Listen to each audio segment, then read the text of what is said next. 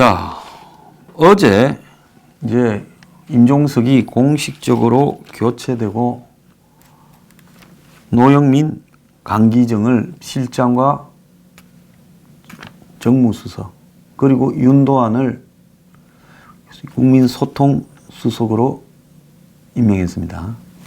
자, 그런데 문제는 더 강경한 사람으로 바꾼 거죠. 청와대의 실장과 정무수석, 그리고 국민소통수석을요. 자, 그걸 본다면 문재인은 마이웨이를 하겠다라는 걸 보인 겁니다. 자, 임종석은 북한 문제하고 관련해서 이렇게 의심을 많이 받아왔지만 실제로 강성이냐 아니냐로 보면 정치적으로 더 강성은 지금 노영민과 강기정이다, 이렇게 봐야 되고, 윤도안이라고 사실상 홍보수석 자리에 내정된 사람도 과거에 노무현 시절에 MBC 노조 창립 멤버고 참여연대 회원이기도 합니다. 자, 그래서 MBC 노조도 전 MBC 논설위원인 윤도안이 청와대 국민소통수석으로 임명된 것에 언론인이 청와대에 직행한 것은 매우 유감스럽다면서 언론은 권력과 긴장관계를 가져야 된다 해서 문정권 편을 서는 앞잡이 MBC 노조조차도 저들 명분 때문에 이 사실을 비판했습니다. 자, 지난 12월 31일 날 명예퇴직을 했어요. 그러니까 MBC에 있다가 윤도안이라는 사람은 이미 문재인이 한 열흘 전에 임종석이하고 이제 정리한다고 밥 먹었다지 않습니까? 그래가 다 정했어요. 바꿀 사람 서희를. 그래서 니 이제 청와대에 들어오라니까 명예퇴직을 해가지고 곧바로 청와대에 들어왔다. 이거는 결국은 언론인으로 일하다가 잉크가 마르기도 전에 청와대로 기어 들어가는 개 같은 경우를 보인 겁니다. 노영민은 2010년에 자기 아들을, 보좌진 경력이 전혀 없는 아들을 홍재형이라고, 당시 국회 부의장, 이 사람도 충북이고 노영민도 충북이죠. 그래서 홍재형 국회 부의장 산하 4급 기획비서관으로 특채하는데 거기에 관여했는지 안 했는지 좌우간 그랬습니다. 그래서 같은 당에 국회 부의장, 그것도 같은 도에 거기에 아들을 4급으로, 경력이 없는 아들을 넣었다가 시끄러워지니까 10월달 사퇴했고, 또 2015년 12월에는 의원 사무실에 카드 단말기를 갖다 놓고, 이 사람 책을 많이 쓴대요. 그래서 그 책을 팔다가 문제가 됐습니다. 강기정은 2010년에 국회 예산안 처리 과정에서 폭력을 당시 여당 의원과 주고받아서 유명해졌고, 또 박근혜 정권에는 청와대에 대통령이 나와서 국회를 방문한다 할 때 그 청와대 경호원과 또 시비가 붙어서 또 한번 화제가 됐던 사람입니다. 청와대 경호원이 이 강기정 등과 이렇게 몸싸움이 벌어졌는데 입술이 터져서 넥타이가 부러지고 피를 흘리는 장면이 언론에 노출이 되었죠. 자, 이 CCTV를 확인하니까 청와대 경호원이 강기정 의원 뒷목을 잡고 위협했다, 뭐 이런 말도 있었고, 하지만은 어쨌든 청와대 경호원이 폭행을 당한 것은 맞다, 또 이런 결론도 있었습니다. 그래서 좌우간 폭력이나 꼼수에 좀 시끄러웠던 사람들이 청와대에 들어갈 만큼 지금 이 청와대가 사람이 없다. 그래서 해전문 인사지요. 여기 뺐던 사람을 저기 넣었다가 또 빼가지고 넣는 부분입니다. 임종석으로는 도저히 더 끌고 가기에 한계가 왔다는 걸 알았고, 김태우의 폭로가 예사롭지 않은 방향으로 계속 가고 있다는 것도 알았습니다. 그러니까 이 사람들이 뭘 어떻게 해야 되겠어요? 김태우 폭로가 심상치 않은 방향으로 가고 있다. 이걸 알다 보니까 거기서 이제 하는 행동이 뭡니까? 이거 빨리 교체하고 강성으로 배치를 해서 반격을 해야 되겠다. 그래서 정작 중요한 신재민, 김태우 부분과 관련해서 그 책임을 져야 될 당사자인 조국은 교체하지 않았다는 거예요. 그럼 조국을 그대로 두고 임종석을 바꿈으로써 모든 시선을 임종석에 쏠리게 해서 끊는다는 겁니다. 더 의아스러운 것은 조국을 그대로 두는 말도 안 되는 이런 행위에 대해서 보수 언론조차 임종석이 나갔으니까 됐다라는 식으로 하면서 조국의 유임에 대해서 비판을 별로 하지 않고 있어요. 자, 그래서 저는 지금 문재인의 이번 인사를 바라보면서 어떤 생각을 느꼈는가 하면, 지금 보수 진영에다가 임종석이 뺄 거니까 이제는 좀 만족했냐? 이러면서 모든 화살을 임종석이 맞고 가는 모양으로 하고, 그 대가로 더 강성인 노영민과 강기정을 배치를 하고, 또 정작 이 모든 책임을 부여해서 옷을 벗고 나가야 될 조국은 그대로 둔다는 겁니다. 그러면 조국은 적폐청산이라면서 지금 보복 수사를 지휘해온 사람이고, 그 무리한 수사 과정에서 김태우 이 수사관의 폭로가 벌어졌는데, 그 당사자인 조국은 지금 이 관역에서 완전히 벗어나 있다는 겁니다. 그래서 문재인이 이번 인사에 대해서 보이는 확고한 사고는 절대로 나는 포기하거나 양보하거나 굴복하지 않는다. 오히려 바꿔서 더 강한 사람들이 누구인지를 보여줄게. 그래서 당에도 노영민이 4선이고 강기정이 3선이잖아요. 자, 당에도 임종석은 재선이지만 나이도 어려서 당에는 이전에 일찌감치 사무총장을 하다가 쫓겨나 버렸습니다.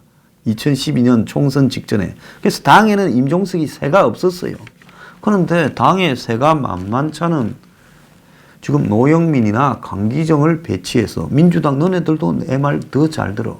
그리고 야당을 상대로는 폭력을 행사한 바도 있는 강기정 등을 배치해서 이제는 정무수석이 오히려 정치적으로 더 강하게 지고 가겠다. 이걸 보이면서, 그리고 한편으로는 어제도 이야기했지만은 유시민이나 또 문빠들을 결집시켜서 이 정초부터 한마디로 우리는 변하지 않는다. 홍위병 총집결, 스피카 총집결해서 밀고 가겠다. 그리고 조국은 뭐라든지 나는 데리고 간다 끝까지. 그래서 조국 니는 지금처럼 잡아넣고 싶은 놈 있으면 다 잡아넣고 굴복하지 말고 고해라. 지금 이걸 보인 겁니다. 자, 이 문제가 극명하게 드러난 것은 문재인이 어제 처음 국무회의를 하면서 장관들 보고 책임 장관제로 이래 국정에 책임을 지고 하라. 또 소통을 더 잘하라. 소통에 대한 여러 가지 계획을 세우라 이러면서 핵심은 가짜 뉴스를 초기부터 단호하게 대처하라고 지시를 했어요. 이게 지지율이 떨어져서 거의 무너져가는 대통령이 할 소리냐. 그래서 지지율이 떨어져서 청와대 비서실장까지도 개편하면서 새로운 출발을 한다라는 정권이 할 소리냐. 1월 10일 내일입니까? 문재인이 신년 기자회견을 한다는데 뭔 소리 나올지 뻔해요. 그러면서 한편으로는 최저임금에 양보를 하니 주 52시간을 고치니 문재인이 달라졌어요. 쇼를 하고 있다라고 보수 언론 중에도 그런 소리를 하는 놈들이 있어요.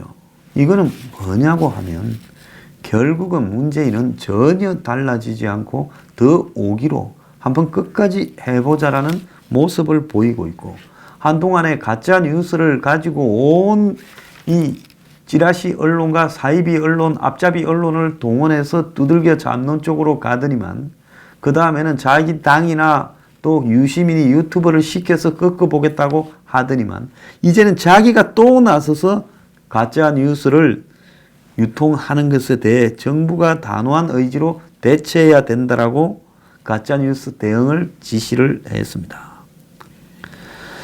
자, 국민과 소통 홍보가 중요하다면서 정부의 정책을 부당하게 사실과 다르게 왜곡하는, 폄훼하는 가짜뉴스 등에 대해 초기부터 적극적으로 대응해서 오해를 풀어야 된다면서 가짜 뉴스 등의 허위 조작 정보는 선정성이 때문에 유통 속도가 빠르다. 그래서 초기 대응 속도가 중요하다는 걸 유념해라고 강조했습니다. 국무회의에서 이 말을 하면 이 말을 듣는 국무위원들이 가짜 뉴스 제대로 두들겨 잡지 않다가는 내 모가지 보존 못하겠다. 이거 아니겠어요? 그래서 보수 유튜브 채널들을 겨냥해서 이 말을 했다는 겁니다. 청와대 관계자는 일부 유튜브 채널에서 생산된 자극적인 가짜 뉴스들이 언론을 통해 재생산되면서 영향력이 커지고 있다는 걸 심각하게 보고 있다. 그러면서 언론 보도에 대한 대응 기조도 바뀔 것이라는 관측이 나오고 있다. 그래서 정례 브리핑이나 청와대 자체 페이스북 라이브 11시 50분입니다 등에서 해명을 하다가 이제는 적극적으로 대응하겠다는 거예요. 그럼 대응을 하겠다는 건 뭡니까? 법적 대응하겠다 이야기 아니겠어요? 그래서 대통령이라는 사람이 신년 초에 처음으로 국무회의하면서 국무위원한테 한 가장 중요한 야마가 골자가 가짜 뉴스에 단호한 대응하라는 겁니다. 소득주도 성장 등의 정책 성과가 제대로 전달되고 있지 않는 게 가짜 뉴스 때문이다. 이제 가도 많이 가버렸어요. 나는 제 정신인가를 묻고 싶어요. 제 정신을 가지고 있는 대통령이라면 이렇게 소득주도 성장이 안 되는 게 가짜 뉴스 때문이라고요? 원래 썩은 사과를 가지고 빨간 사과처럼 맛있는 사과처럼 포장해 먹으려다가 들통난 거지. 가짜 뉴스가 죄를 뿌려서 사과가 썩었습니까? 웃기는 사람이에요. 자, 입만 열면 경제 실패 프레임이 성과가 있는데도 국민한테 전달되지 않고 있다는 거예요. 나는 문재인은 다른 나라에 살고 있는 사람인가? 정말로 기가 없는 사람인가를 묻고 싶어요. 지금 경제 위기가 아니라고, 경제 실패가 아니라고, 가짜 뉴스나 수국 꼴통들이 프레임을 걸어서 그렇다라고 이야기를 하는 것이 통할 거라고 보느냐. 그러면서 어제도 가짜 뉴스에 대한 효과적인 대응 방법과 함께 홍보 방법에 대해서도 고민할 필요가 있다. 아니, 일을 제대로 해야지. 본인이 전 세계를 돌아다니면서 친북적 행위로 국가 망신을 자초하고 우방과의 관계를 망가뜨리고 북한에 못 퍼져서 앙달을 하면서 국정 운영의 핵심이 북한이 되도록 만들어 놓고 경제는 어디서 덮보잡들을 데려와 가지고 책상머리 덮보잡들이 지 맘대로 한번 실험해 보다가 전 국민을 실험용 쥐로 만들고 있으면서 지금 이걸 홍보 탓이고 프레임 탓이라고 이야기를 합니까? 프레임이야 너들이 선수지. 촛불 프레임 걸고 무능 프레임 걸고 부패 프레임 걸어서 권력을 들어먹어서 집권한 게 너들 아니냐는 거예요. 그런데 그런 너들이 프레임에 당했다고 지금 우기고 있어요. 뻔뻔해도 정도가 있지 이건 아니다라는 겁니다. 자, 지금 청와대가 사고를 치고 있는 모습들이 얼마나 많이 나타나고 있어요. 그런데 모든 지금 잘못들이 대통령과 대통령 밑에 있는 임종석 실장과 조국 민정수석과 그 밑에 있는 똘마니들에 의해서 온갖 사고가 벌어지고 있습니다. 하루도 청와대 때문에 편안할 날이 없어요. 그러면 지금 경제 실패나 문정권의 실정의 모든 원인은 문재인 본인과 임종석과 그 다음에 장하성과 김수형과 조국한테 있다는 걸 알아야 되는 거예요. 그런데 프레임을 걸어가지고 정책을 왜곡시키고 정부가 잘하는 것을 시비를 걸어가지고 자꾸 무너지고 망하도록 끌고 가고 있다. 이렇게 하는 악질 놈들에 대해서 단호하게 대처하라는 것이 이게 대통령이 정초부터 할 말이냐는 거예요. 이런 사고로 갖고 있다면 이 사람들의 끝은 제가 볼 때 불을 보듯이 빤한 겁니다. 제가 오늘 아침에 신문에 난 사설의 제목과 주요 골자만 읽어주겠습니다. 어이없는 청와대 행정관과 이해 못할 육군참모총장. 2004년 노무현 청와대는 이러지는 않았다. 육참 총장이 반발을 하니까 비서실장이 진화를 해줬다. 군명예를 지켜주는 미국 대통령을 한번 봐라. 명예훈장 병사에 먼저 격려를 했다. 메달 오브 오너라고 명예훈장을 받은, 이건 주로 사병들이 받죠. 이 사람들은 대통령이 이 사람을 불러서 만날 때도 먼저 격려를 하고, 훈장 수여식은 미국의 주요 방송이 생중계를 하고, 교통 위반을 해도 범칙금도 안 물리고, 자, 이 차량 번호판도 특수한 번호판을 준다는 겁니다. 그런데 한국은 청와대에 5급이 들어서 거의 육군 참모 총장을 개망신시키는데, 그 5급 탓입니까? 문재인 탓입니까? 임종석 탓입니까? 자, 지지율 하락이 프레임 때문이라고 하는데 웃기고 자빠졌다라는 이야기를 하고 있어요. 자, 프레임은 부정을 하면 더 강화된다 했습니다. 자, 문재인이 경제 실패를 한 부분을 프레임 때문이라고 부정할수록 이제는 더 빠져나가지 못하고 프레임의 넛에 허우적거리게 되는 거예요. 자, 국민의 여론조사에서도, 이 문정권의 앞잡이 KBS 여론조사에서도 정부가 추진해온 경제정책이 성과가 없다. 65%라는 겁니다. 그런데 무슨 놈의 프레임입니까? 모든 여론조사에서 문정권이 경제에 실패했다고 나오는데 이게 프레임 때문이냐는 거예요. 자, 이 보수에서 한국당이 문한테 프레임을 걸 만큼 능수능란한 사람이 어디 있냐는 겁니다. 보수 언론이 프레임을 걸어요? 이 보수 언론들요? 저들도 약점이 많아가지고, 예? 투가면 딜이나 치고 이러지. 보수 언론이 지금 술수에 이 능란한 정치공학에 탁월한 문정권을 상대로 감히 프레임을 걸어서 문정권이 이래 망했다고 이야기를 하는 거예요? 보수 언론 길들이는 방법은 당신들이 옛날 거 끌어다가 수사하면 되고 잘 알잖아요. 그런데 프레임을 이야기를 하고 있냐는 겁니다. 또 다른 언론은 고려 말 때, 이 무인의 시대 때 새파란 문인이 정중부 무인의 장군을 수염을 태우고 조롱을 했지요. 그런데 그때 김동중은 지금 34살 먹은 5급 행정관보다도 훨씬 나이가 많았다는 겁니다. 그래서 지금 문 정권이 34 행정관이 육군 참모총장을 불러내는 이런 무시무시한 권력을 행사하다가는 스스로 불운을 불러들이는 거다. 그래서 대통령이 불운한 게 무슨 청와대 들어가면 다 끝이 안 좋은 게 불운 때문이다. 이 풍수 때문이다. 이러는데 풍수 탈할 일 없다. 너들이 그리 될 거라는 칼럼까지 나왔어요. 광화문 대통령이라는 환상이라는 칼럼은 1호 공약, 이 광화문으로 가서 근무하겠다였는데 검토 없이 그냥 이념에서 나온 것이냐.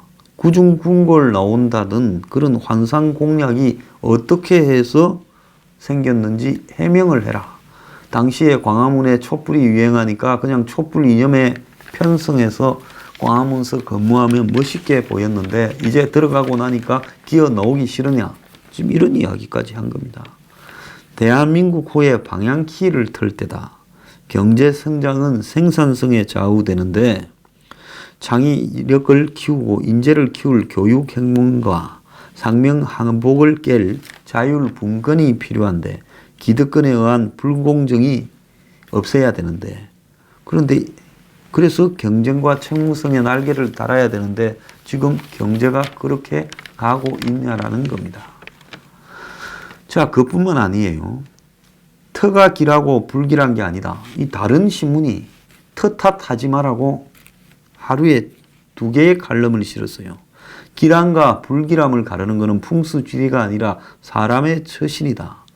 옳다고 여기는 일도 지나치게 돼서 내만 정의라고 생각하다가는 불길해진다. 집권 2년도 안 돼서 터져나오는 갖가지 반발들은 다 너네 할도리가 잘못돼서 그런 거다. 어리석은 보복을 반복하지 않으려면 스스로 지나침을 다스릴 줄 알아야 된다. 자, 브레이크가 풀린 듯이 이렇게 가다가는 너들 다 죽는다는 경고예요. 외교부를 외교부에 돌려줘야 된다. 지금 외교부가 완전히 그냥 빈 깡통으로 역관 출신이 와서 엉망으로 만들고 있다. 아무것도 안 하고 있고 다 놀고 있고 전문가들도 다 나갔다. 이런 외교부를 좀 돌려줘라. 자, 그리고 국부론을 곱씹다라는 부분에서 사람 중심 경제에 인간 본성에 대한 성찰이 없다. 경제는 사람의 이 본성을 잘 알아야 가능하다. 이러고 아무리 급해도 4대강 사업 전철을 밟는가. 서부 경남 KTX에서 예비 타당성 조사를 면제하는 것을 기정사실화해서 김경수와 문재인의 고향인 PK 지역의 KTX 놓는 부분에 대해서 예비 타당성 조사도 없이 하게 되면 이게 4대강과 뭐가 다르냐.